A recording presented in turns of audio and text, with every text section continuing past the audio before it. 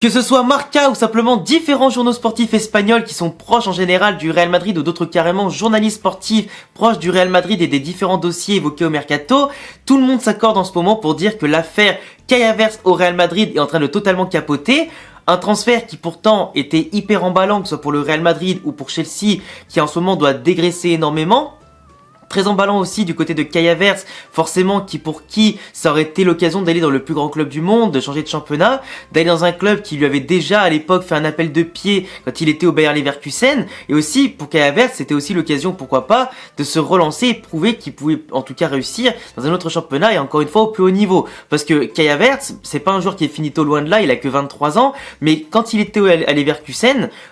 c'était déjà un joueur qui, en termes de jeune allemand, possédait un potentiel exceptionnel, qui était vraiment pour moi dans le très haut du panier des jeunes footballeurs à suivre absolument pour ce qui était à l'époque le présent et aussi pour les prochaines années.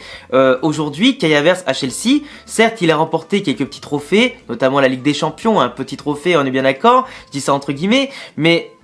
on peut pas dire que c'est le Kai Havertz qu'on attendait aujourd'hui qui est présent sur les terrains. Dans le sens où il a pas explosé grandement en termes statistiques, il a pas explosé grandement en termes de performance aussi. C'est un joueur qui peut faire des différences, qui s'est imposé petit à petit, encore pas forcément à 100% dans l'attaque de Chelsea, et encore plus avec les derniers recrues qui ont été faits lors des derniers mercato. Mais c'est vrai que l'effectif de Chelsea aujourd'hui est construit d'une manière où limite personne n'est titulaire. Personne n'est titulaire, personne n'est remplaçant, tu comprends pas trop parce que la formation change quasiment tous les week-ends, donc c'est un peu compliqué. Et le fait qu'en plus ça change de coach souvent, que là il y a Pochettino qui va arriver, qu'il va falloir dégraisser un peu l'effectif, Kai Havertz finalement il arrivait peut-être, malgré sa polyvalence, dans un moment où partir de Chelsea était peut-être la meilleure solution pour lui, pour la suite de sa carrière, progresser encore plus, enfin du moins progresser après avoir stagné quand même pendant 2 ans, donc c'est quand même important pour lui de se rechallenger et pourquoi pas aller voir ailleurs. Sauf que l'affaire apparemment au Real Madrid qui devait être conclue entre 50 à 60 millions d'euros, bonus compris, pas compris, ça on sait pas encore, finalement a capoté. Havertz au Real Madrid ce serait mort et moi je trouvais ça un peu dommage parce que de base c'est un joueur que j'apprécie énormément, qui est grand, qui a une bonne technique, qui est très polyvalent, il peut jouer en pointe, en faux neuf, il peut jouer avec un deuxième attaquant, en soutien, à gauche, à droite, il a en tout cas un peu de vitesse, il peut marquer, il peut être décisif, faire bien jouer les autres, il peut apporter aussi dans la construction du jeu. C'est pas un Karim Benzema ou un Harry Kane parce que de base lui c'est plus un milieu de terrain offensif qu'un attaquant pur, mais il aurait pu aider les Real Madrid dans différentes compositions et sa polyvalence lui apporte en tout cas le crédit de pouvoir jouer à différents postes et s'adapter aux différentes formations du Real Madrid. Et le Real Madrid aujourd'hui, avec une enveloppe entre 300 à 400 millions d'euros, c'est ce qu'il vise absolument. Des joueurs qui soient bons à leur poste, mais aussi qui soient bons footballistiquement pour créer un bon football et surtout aussi avoir des joueurs de rotation qui pourront apporter en sortie de banc, qui pourront prendre la place des titulaires et assurer un niveau qui soit à peu près équivalent quand il faudra faire tourner, parce que c'est ce qui a manqué au Real Madrid cette année et c'est pour ça aussi que le club, enfin du moins que l'équipe au fur et à mesure de la saison s'est un peu écroulé, car les remplaçants n'ont pas été à la hauteur, que certains joueurs ont beaucoup trop joué et ont été beaucoup trop surchargés d'efforts et à la fin de la saison tu le payes par rapport à des effectifs qui ont des fois 2 équipes totalement différentes et qui ont pu faire tourner entre temps suivant leurs objectifs dans les différentes compétitions, tout ça, et qui sont arrivés en meilleure forme à certains moments de la saison, que ce soit le Barça en Liga ou City par exemple en Ligue des Champions.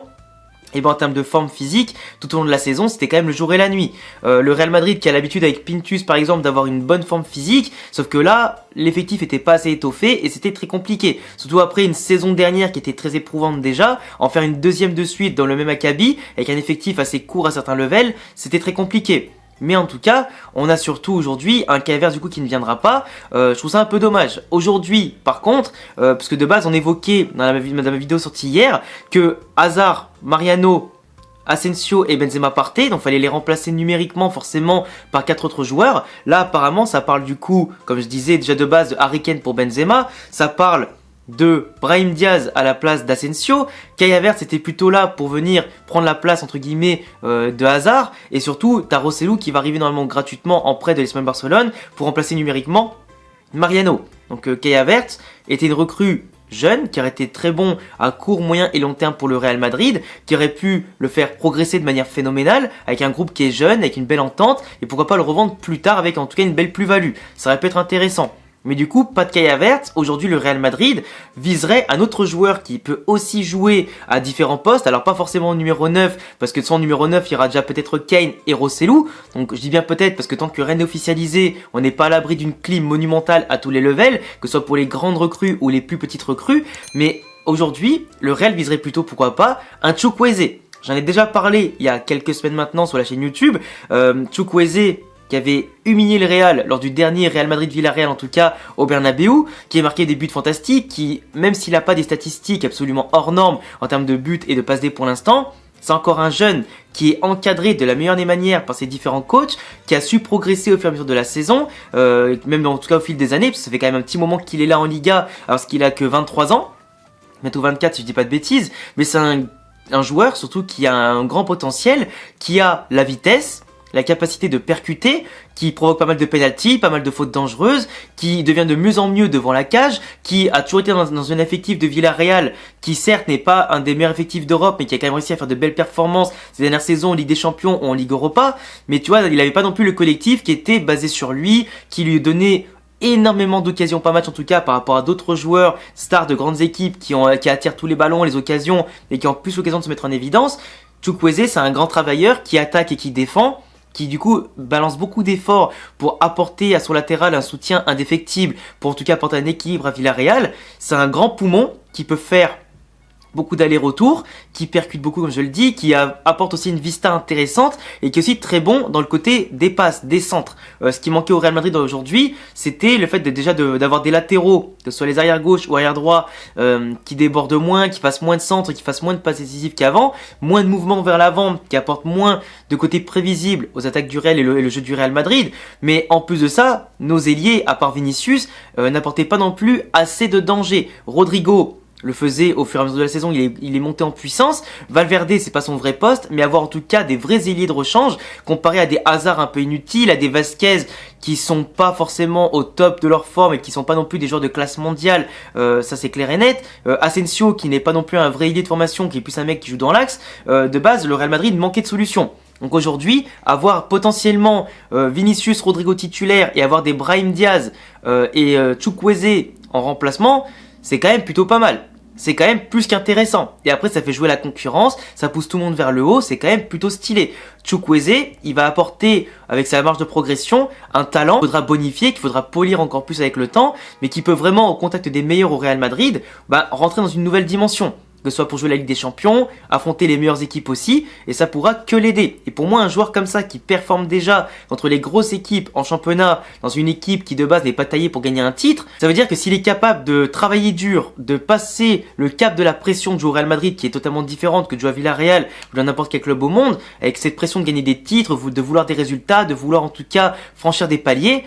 Chukwueze peut apporter énormément, que ce soit quand il rentre en jeu ou en étant titulaire, faire souffler des fois Rodrigo ou Vinicius, peu importe, ça peut être intéressant. Et Chukwueze, c'est un joueur que j'apprécie beaucoup, et je vous le dis, en plus son prix n'est pas inaccessible, il coûterait beaucoup moins cher par exemple qu'un Kai Havertz, ils sont à peu près le même âge, et pour une marge de progression qui je pense peut être assez équivalente, voire plus grande du côté de Chukwueze. Et en plus par rapport aux besoins du Real Madrid, si tu as déjà Kane et Rossellou qui viennent, Kai Havertz sur un côté, je suis un peu moins fan. Donc autant prendre un vrai ailier qui soit spécialiste de son poste, plutôt que de bricoler avec des mecs qui normalement jouent plutôt dans l'axe du terrain, et que tu vas devoir mettre à droite ou à gauche, parce que tu n'as pas le bon schéma tactique en 4-2-3-1 ou 4-4-2 losange, qui leur conviendrait pas forcément. Et en plus, au milieu de terrain, tu as déjà tout ce qu'il faut. Et Kai Havertz, il prendrait pas la place d'un Kamavinga, pas la place d'un Tchouaméni, d'un Ceballos ou d'un Bellingham ou d'un Valverde, tu vois. Donc globalement, Kai Havertz, si c'est pas pour jouer en pointe ou en soutien attaquant ou en numéro 10, ça sert pas à grand chose de l'avoir pour mettre sur un côté, clairement. Donc autant mettre des spécialistes au poste à leur poste, et puis voilà, mettre de la concurrence avec des joueurs qui peuvent apporter